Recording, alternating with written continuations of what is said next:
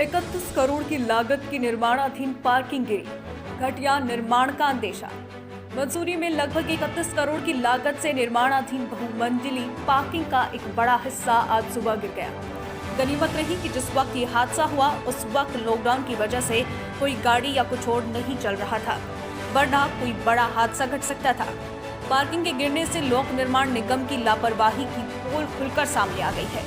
गनीमत रही कि हादसा सुबह का घटित हुआ, जबकि इसके नीचे से हर समय भारी ट्रैफिक गुजरता है। गनीमत ये रही कि मंसूरी की गाड़ियों द्वारा इस मामले को कई बार सरकार और निर्माण एजेंसी के संज्ञान में लाया गया, जिसमें घटिया निर्माण सामग्री को लाया जा रहा था, परंतु किसी ने भी इस विषय में संज्ञान नहीं लिया, जिससे आपसी मिलीभगत की बू आ रही है। गौरतलब है कि बहुमंजिला पार्किंग सॉइल टेस्ट में भी फेल कर दी गई थी, बावजूद इसके यहां पर पार्किंग का निर्माण कार्य जारी रहा। इस संबंध में हादसे का निरीक्षण करने मौके पर पहुंचे पीडब्ल्यूडी के प्रमुख अभियंता हरि ओम शर्मा भी पल्ला झाड़ते नजर आए। उन्होंने कहा कि इस हादसे की जांच करवाई जाएगी। नवभारत समाचार मसूरी उत्तराखंड से मनीष गंगोली की रिपोर्ट। सर, आपका शुभ नाम सर और पद?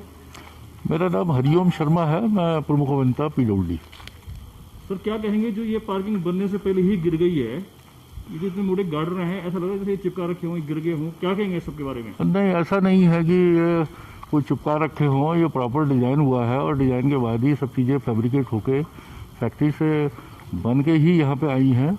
इरेक्शन किया गया, इरेक्शन में ज़रूर ये देख रहा हूँ कि जो कंक्रीट का कॉलम है उससे जो जॉइंट दिया गया है वो वीक है, और उसी वीकनेस की वजह से ही उसी साइड से ही मेंबर गिरा है ये।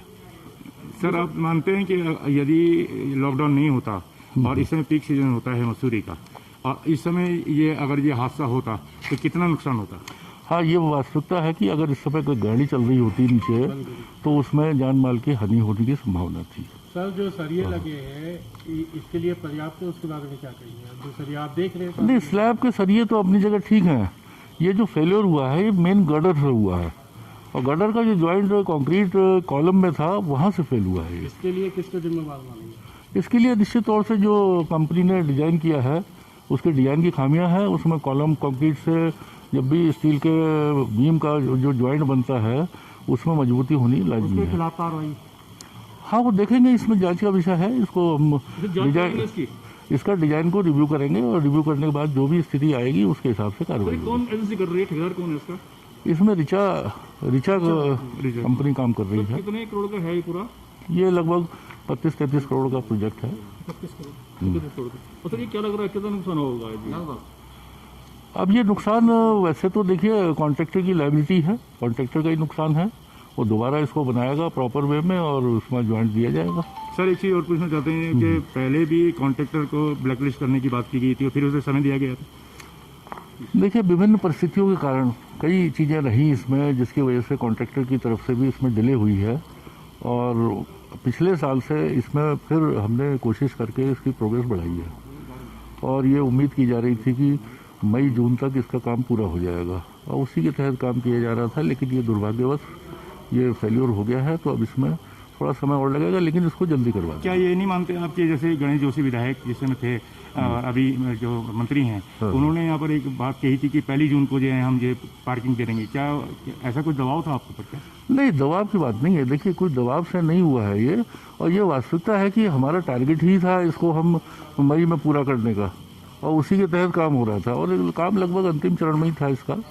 लेकिन अब ये 2-3 महीने और डिले होने की संभावना है। सर, भविष्य सर, अभी तो इस पर लोड नहीं था, आगे इस पर लोड पड़ेगा, क्या मानते हैं सक्सेस है? देखिए, जो इसका अपना लोड है, डेड लोड ही बहुत ज़्यादा है, इस पर लाइव लोड से बहुत इफेक्ट नहीं पड़ना था। लेकिन ये जॉइंट फेल्योर है, ये अभी हो गया तो ये अच्छा है एक तरह से देखा जाए तो। अब सारे इसके सुधार भी किए जा सकते हैं। और सर, आपको लगता है कि ये जॉइंट तो पूरे पे हैं? अभी तक जितना काम हुआ सब जॉइंट पूरा खुलेगा पूरा? नहीं, इनको अभी हमने देख लिया है और भी बारीकी से इसका अध्ययन करेंगे। आवश्यकता के अनुरूप इसमें वर्टिकल कॉलम देने की, जहाँ तक मैं समझ रहा हूँ कि स्थिति बन रही है कि कॉलम इसमें देने पड़ेंगे एडिशनल। तो इसमें तो नुकसान ज़्यादा होगा ना सर? नहीं, नुकसान नहीं होगा, ये एडिशनल वर्क होगा जो भी होगा तो वो contractor से बजट करेगा। बढ़ जाएगा ना फिर। अब वो कॉन्ट्रैक्टर से करवाएंगे, जो भी होगा उसका देखा कि जाएगा। जैसे कि इस ठेकेदार को लगातार ब्लैक लिस्ट पहले किया गया था, फिर काम उसी को दिया गया और फिर ये बड़ी घटना हो गई है। नहीं, ब्लैक लिस्ट तो ऐसा कोई मेरे कोई संज्ञान में नहीं है ऐसा। हमारे पास में प्रूफ है सर। अच्छा, ये मेरी नॉलेज में नहीं है। उन्हीं को काम anyway, देगा, अभी फिर उन्हीं को दिया जाएगा ये सारा काम, ये कोई जांच करेगा नहीं, ये तो एग्रीमेंट देखिए रनिंग है ये, अभी जिम्मेदारी उसी कॉन्ट्रैक्टर की है, तो वो करेंगे अपनी कॉस्ट पे, इसको कोई दिक्कत नहीं है उसमें। ये अगर उसी को काम देते तो फिर कार्रवाई क्या होगी? तो कार्रवाई तो होनी चाहिए ना, इतनी बड़ी घटना घट गई है। देखिए ऐसा है ना, जो लॉस हुआ है उस लॉस को तो वही कॉन्ट्रैक्टर ही पूरा कर पाएगा, उसके लिए हम दूसरे को जिम्मेदार नहीं कहेंगे। अब दूसरे को काम देंगे तो वो उसको कॉस्ट भी देनी पड़ेगी, तो ये तो उसी से सही करवाया जाएगा और प्रॉपर डिजाइन को चेक करवा के और एडिशनल जो भी होगा वो काम होगा इसमें। अभी सर ये मार्क सिस्टम खुल जाएगा, कब तक खुल जाएगा? ये मेरे ख्याल से 4-5 घंटे इसमें लग जाएंगे अभी। हाँ बिल्कुल, ये गर्डर हटाने हैं, हैवी गर्डर।